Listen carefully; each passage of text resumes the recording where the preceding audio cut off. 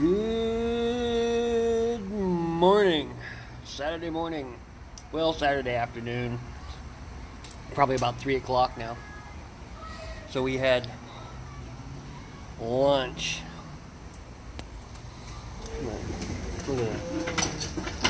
Look at how beautiful that is. We were just talking about rain the other day. So yeah, we just had lunch.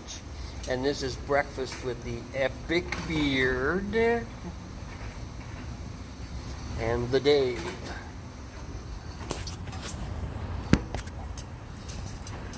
I think that's going to be my new key thing, you know, it's like weird hand gestures on introductions. What a beautiful day. A little breezy, nice comfortable temperature. You can eat outside. Hello, Anna.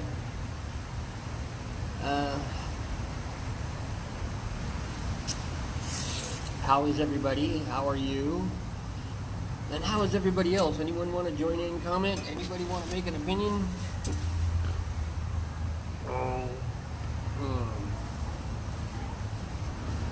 That's the weird thing about phones and stuff, you know, you gotta type those messages, and if you have fat fingers, like me, that's ridiculous.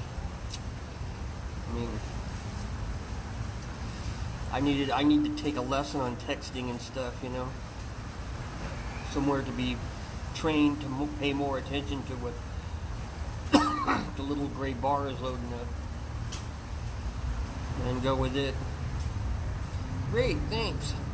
Well, I'm glad to hear that. It's always good to know when people are doing well. I'm a little bit off my speed and my feeds, and need to get back into sync. I don't know, maybe it's just weather.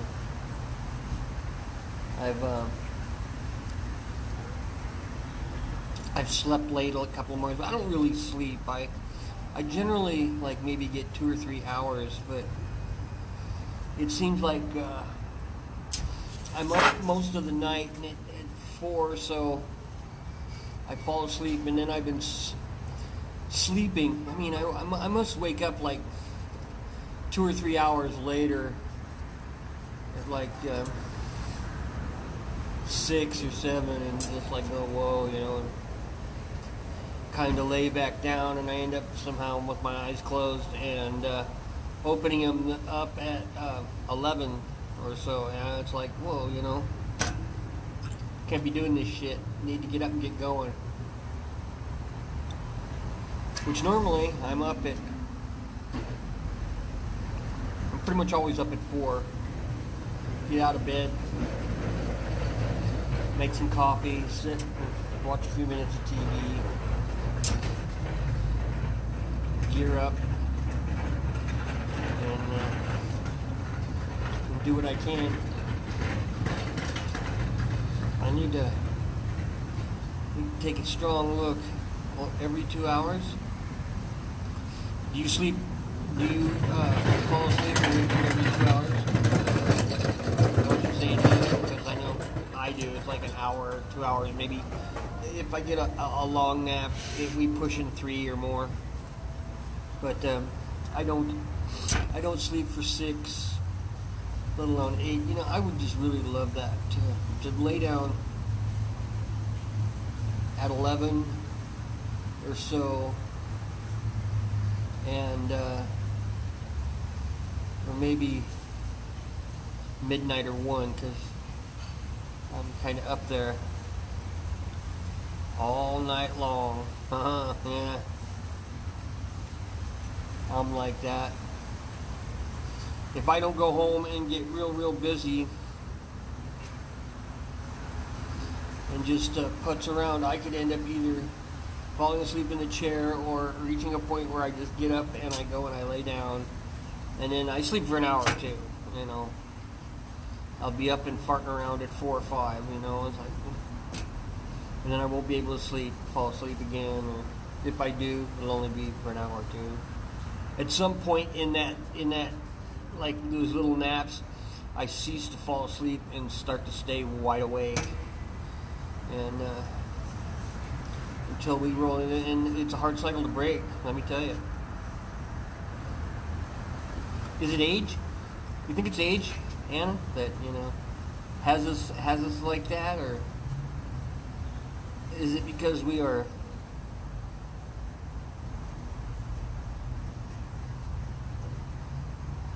you're up from 5 to 10, then very 2 hours? Well, at least you're sleeping at night. I'm awake a lot of times at night. So, which sucks. So, where was I going with this? Do you think it's age? You do think it's age? Is that what you're saying yes to, or are you saying yes to my answer to the first question? Because, I mean, there was a time where, well, I never really slept well.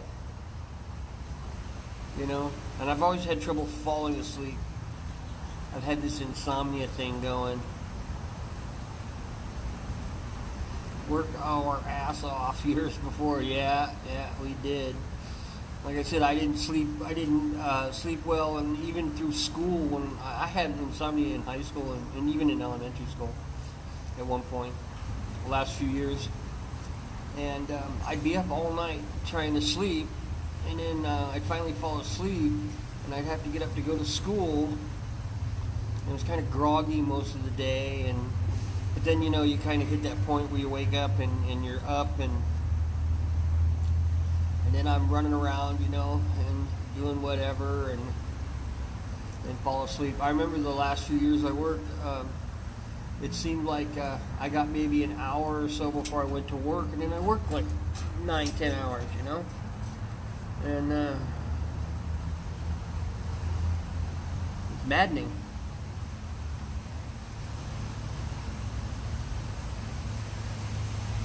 Me too busy partying.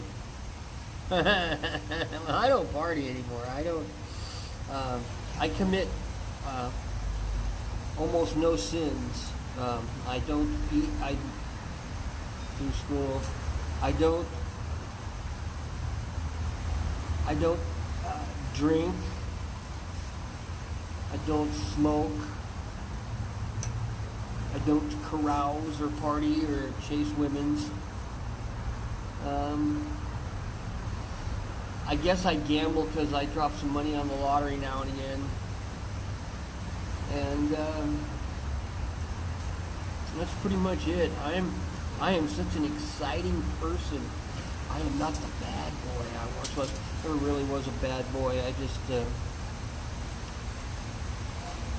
lived a pretty...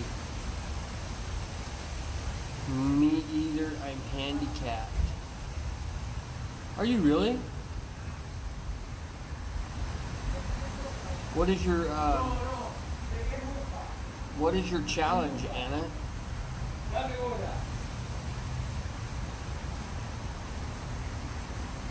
So,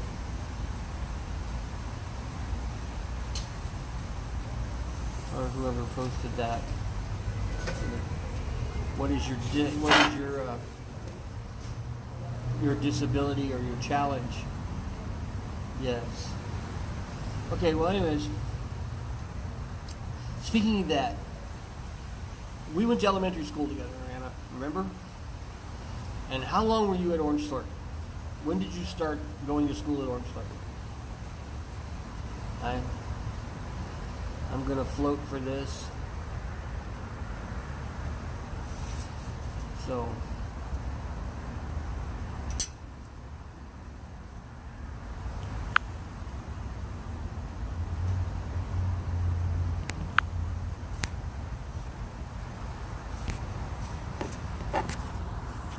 I have to.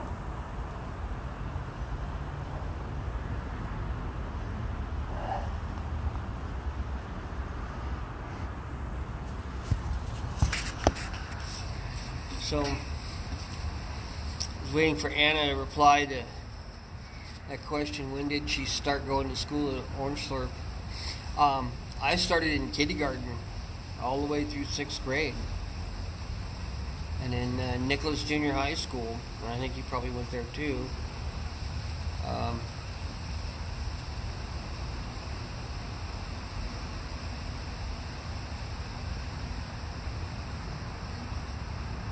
Three open hearts and rum stood in arthritis, I guess. Anyways, when I went to...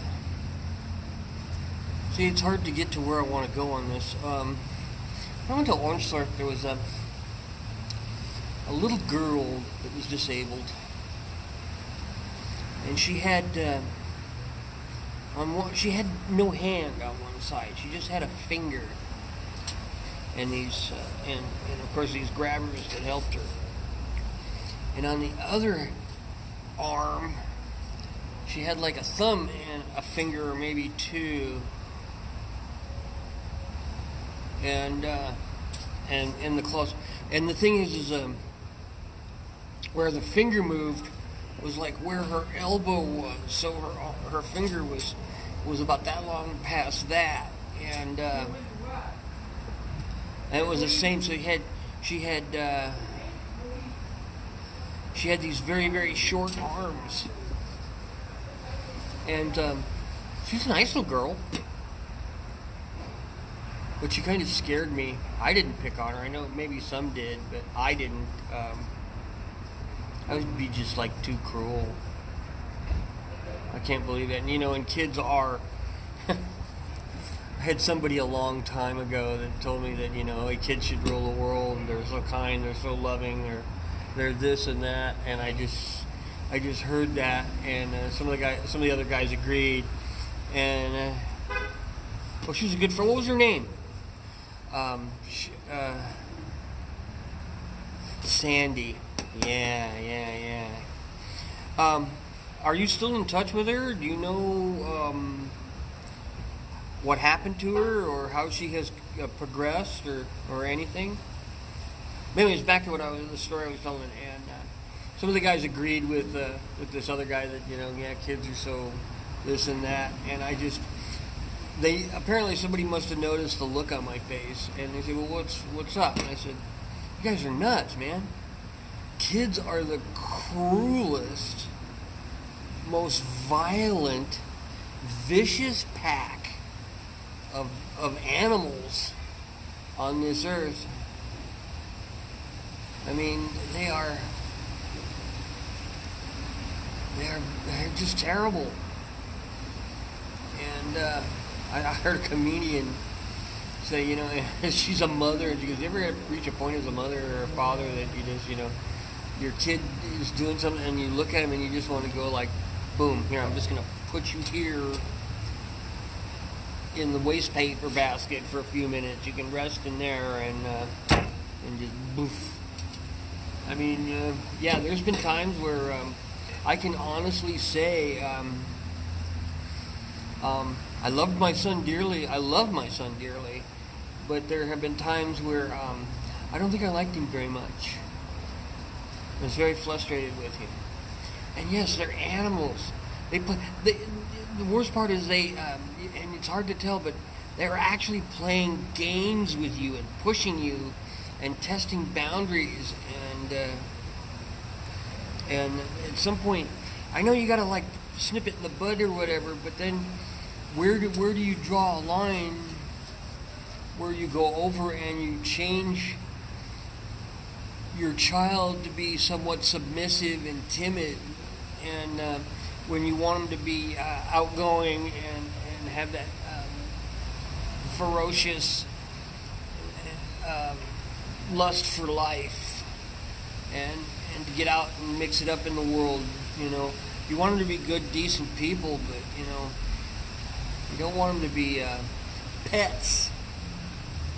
And end up like somebody's pet, or somebody, or just somebody that just gets stepped on. They need to stand up for themselves. They need to exhibit. She could play jacks. You know what? I think I remember that. I think she was really good at it. I was always blown away I believe you. I mean, I was always blown away what she could do with those, with just a single digit and her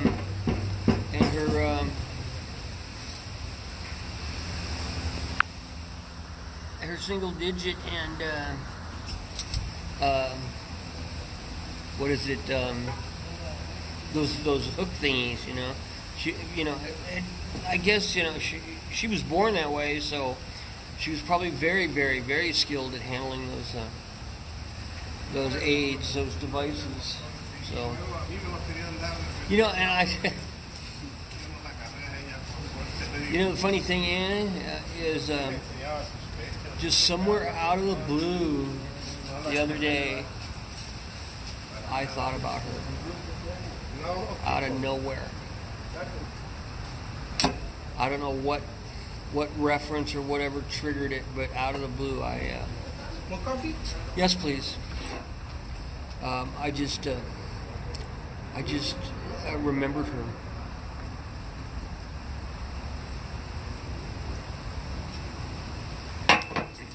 You know, it's those were her hands. Yes, they were. And she was very good with them. You know. Of course, then you start to think about, wow, the engineering that went into those, man.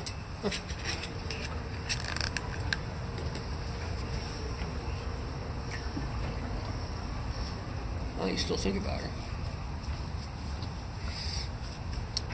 Well, that's cool. Well, you were closer to her. You knew her. I was a boy, and you know how that was. She was just a girl. And you know, is that a good thing to think about it? You know, to acknowledge or recognize her challenge, her disability, but then on the other hand,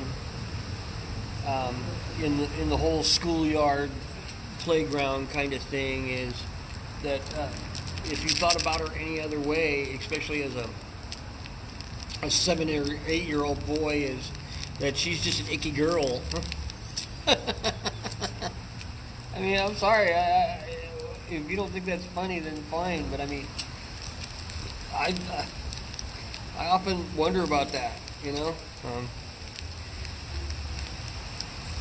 I guess, you know, for her, it would be she just wanted to be treated like everybody else, and wanted to be treated like normal. Well, I hope you do. I hope you find her or come across, and if you do, she probably won't remember me. But tell her I talked to you about her and how I just out of the blue thought of her. I think about a lot of people. I mean, I'm still trying to find Debbie Martin. We went to elementary school. I think she went to Nicholas, and she went to elementary school. I think she graduated from Sunny Hills, because I think that's where you went, wasn't it? Or were you in the neighborhood that went to Fulton? You know. Or was it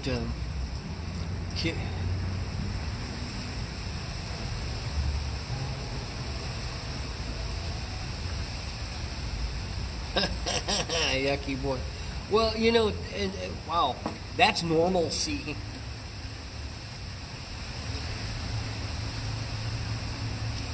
You know?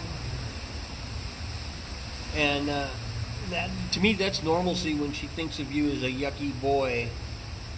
You went to Sunny Hills, yeah. You were in that neighborhood right next to the orange store, over toward, pushing toward,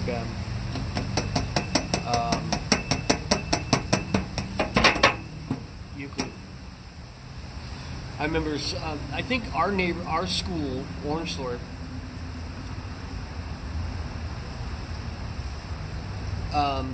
we was divided between people that would go to Sunny Hills and graduate, and people that would go to Buena Park.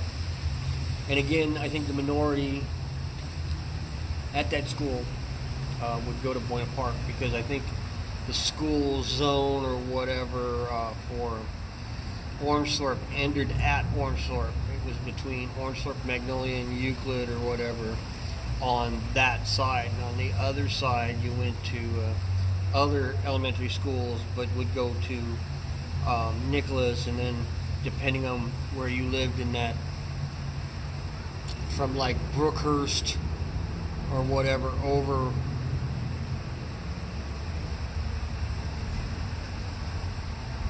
Orange Third and Brookhurst. What is? I don't understand.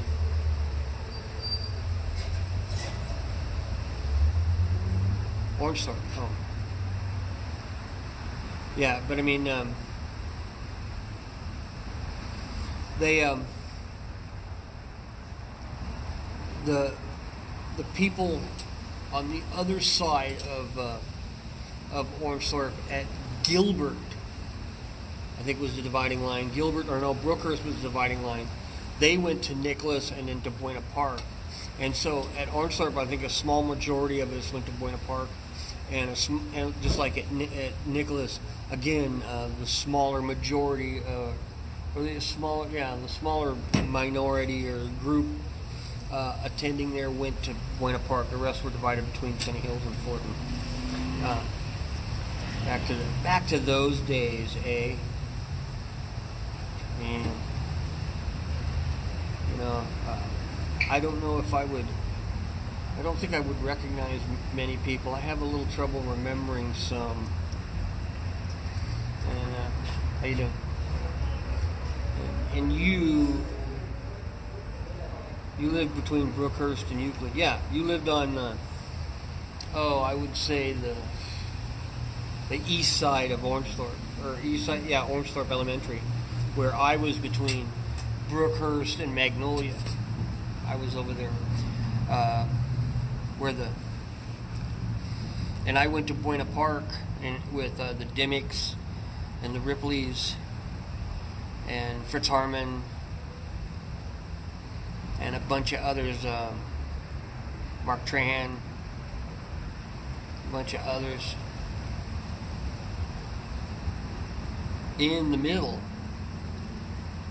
Yeah.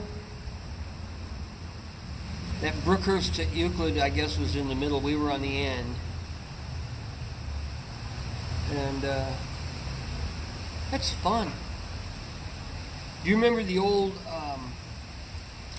building that was a church that was actually the original Orangethorpe Elementary School? I remember them all. But it was a big, like, 2 or 3 story building, old brick building, and when we went to school there, it was a church. It was right there behind them, between Orangethorpe and the school, along the side where the lunch tables, the picnic lunch tables were, the outdoor lunch tables, on that cafeteria, and where the same end where the scout house was, which was kind of cool. I can remember that yard. We spent so many years there doing stuff that I can remember that yard. I'll tell you, I'd kill to run into and sit down with Debbie Martin again.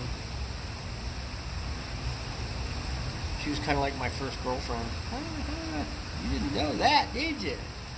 I just made the beard had let slip an epic piece of information about Dave. Yeah, that's what that was. I've been outed. And Brownie House, you call Scout House. Oh, the Brownies met there? Is that the Boy? I know the Boy Scouts used it. I didn't know the Brownies used it. So I don't know if it belonged to the school district or not, but it seemed like a nice old little shed where we could have our scout meetings, and when we needed bigger, more formal, where family was. I think I remember you two in the field. Yeah.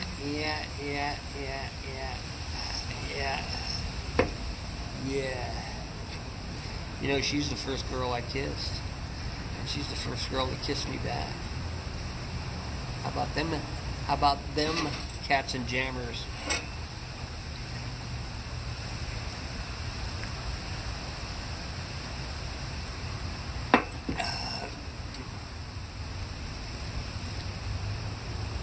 See, I don't think anybody ever know. I remember there was nobody noticed me and her and laying in the grass in the field at the other end. What's up, my friend? One more shot, I like it, no? Coffee. Yeah, I'll take one more cup of coffee. Okay, I'm good. I'm gonna have another cup of coffee and then I'm gonna go home. But yeah.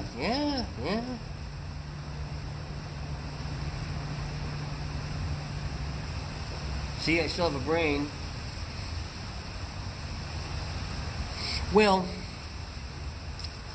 you know, no one has said you didn't.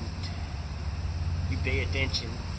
Yes, I got to admit, I've always been fairly observant at what's been going on. I remember my coffee is here. Talking about old girlfriends online. You can go outside, you got in private, otherwise. I'm gone live, so now I'm talking about old girlfriends. I remember when I was a little bit older, people would look at me and we would sit and observe I would know what's going on in the room. And sometimes people would say something, and I'd say, no, man, that chick's been with that guy. I think there's a lot going on there. And they'd watch for a little bit and say, oh, yeah. Do you remember like after high school, in high school and after high school, going up to the mall with your girlfriends or your friends and sitting around, not in the food court, but in the mall itself? Maybe we used to buy the bubbles, the soap bubbles, and we'd sit there and blow bubbles to try and meet girls.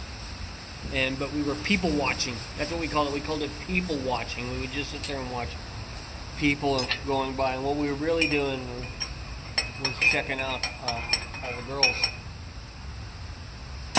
And a few of the ladies. You know?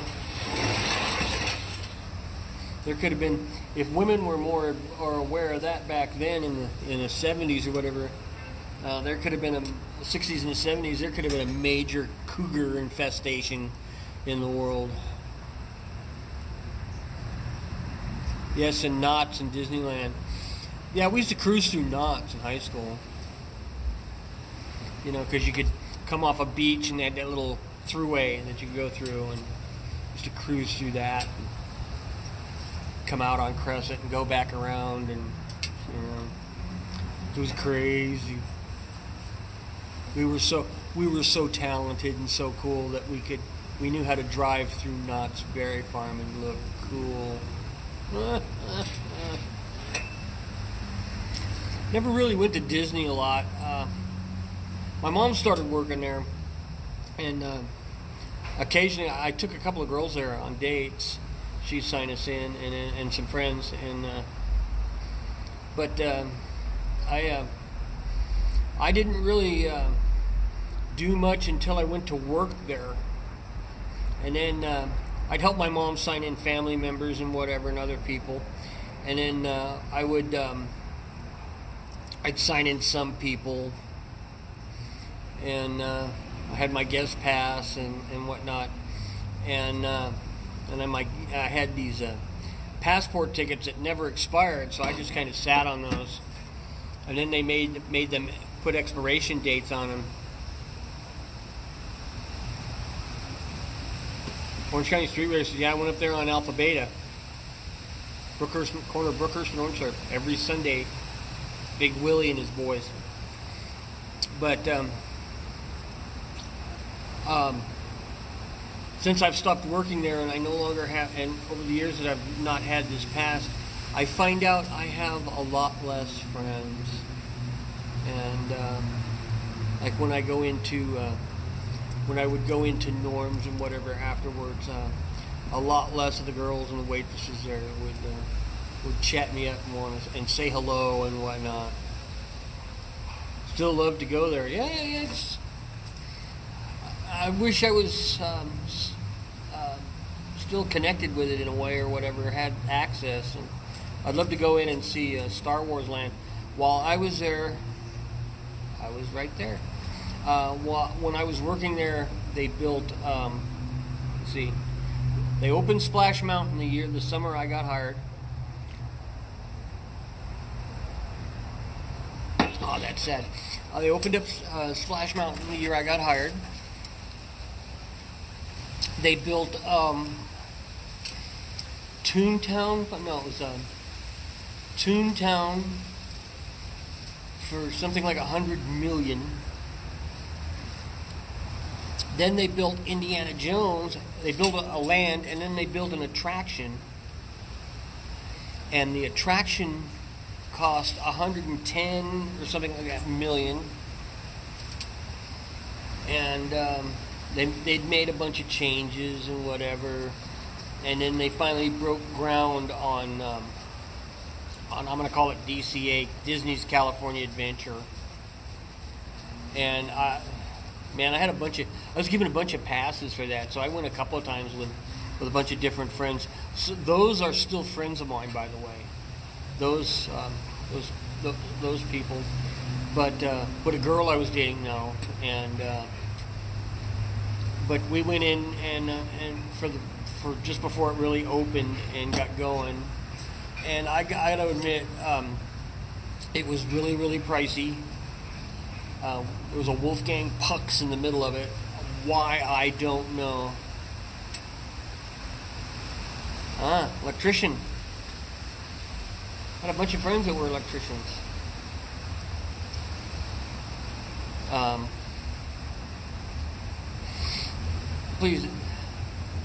Please don't ask me if I know him. Your dad would tell you the same thing. You know, it's like there's so many people that work there that, you know, every time I would say something like that, I work there, and then somebody would tell me, oh, I got a friend in security, I got a friend in mechanical, you know, I got a friend it's a carpenter there, I got a friend that's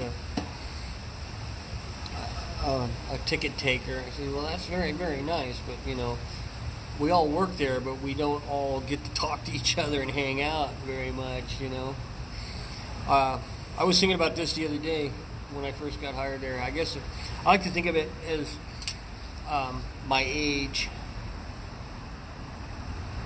and the fact that the jobs I did before that, I was a mechanic and a machinist, and hell, in high school and stuff, I'd been a waiter and a cook at McDonald's, and the one right across from Orange Thorpe Elementary School. And I worked in gas stations and stuff like that. But after 10 years of working aerospace and setting up and running, in about 6 or 7 of those years, setting up and running CNC laser mills, I don't know, I was really brokenhearted when they declared peace, but it was an outside job. I looked at it as when I got hired there, my mom was still working there. She was working in payroll then, not in the bakery. But when I got hired and I got in there, I got a lot of feedback from people, you know, that were all excited and whatever, especially people. There was just one woman that had been there. It was the only job I think she ever had. She was born the day the park opened, so she was part of a group in Anaheim or whatever.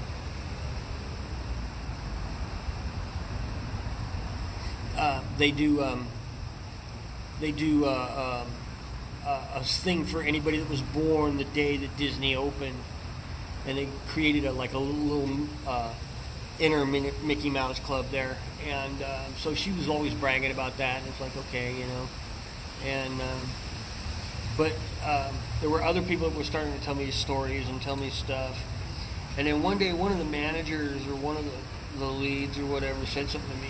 I said, well, what do you mean? He says, well, you don't seem like you got the pixie dust in your eyes, and you're all you know, like, well, even she told me, she's like, you're not Disney. I can tell you're just not Disney. And it's like, so it came down to that. It came down to a discussion where a bunch of these people were all together and they were talking this stuff. And I said, look, you know what? They were complaining about the company. They're complaining about this and that. And I said, you understand that this is a job. Sure, it's Disneyland and that's all exciting and stuff. And you got some interesting benefits and perks because of it. But in the end, at the end of the day, it's still just a job that you need to show up to, and you need to perform, and you need to do. And at that time, I was working in the warehouse. It was an entry position, and they're like, "Oh, you know, how can you say you're not excited about this?" No, you know what excites me? And I was reading a magazine. Aerospace magazine or something like that. I said, this is what excites me. And this is what upsets me, because the OV-22 may get canceled, yet we need that aircraft and it should be built. Because when I was doing the work, I did some prototype work on that aircraft. And I was really a big supporter of it. And anything new and whatever coming down the pipe, you know.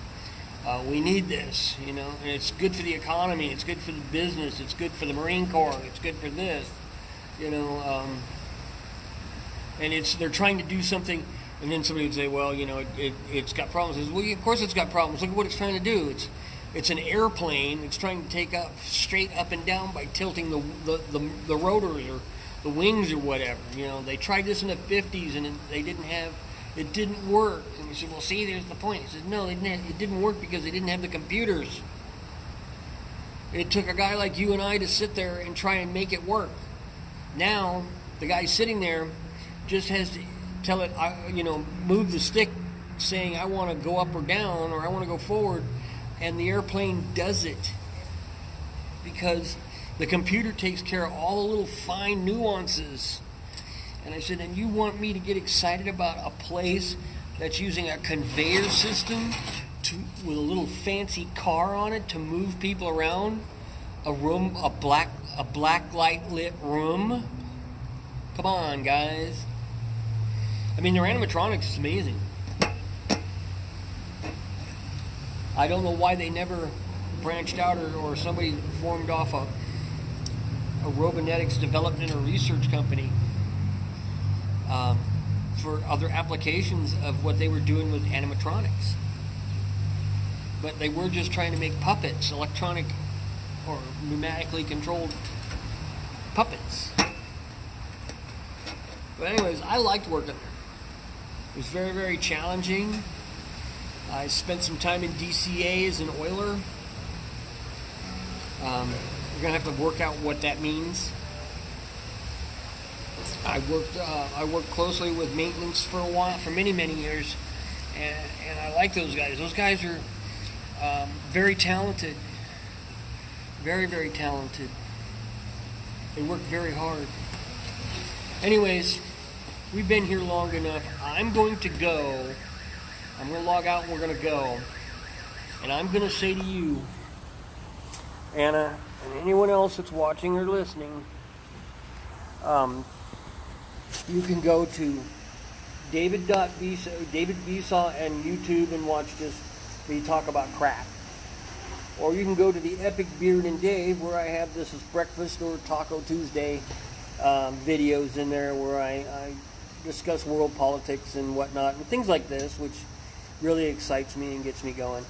And this video will be posted up there in Epic Beard and Dave sometime today or sometime tonight, and depends on what I got to do when I get home. And you're more than willing to go there to watch.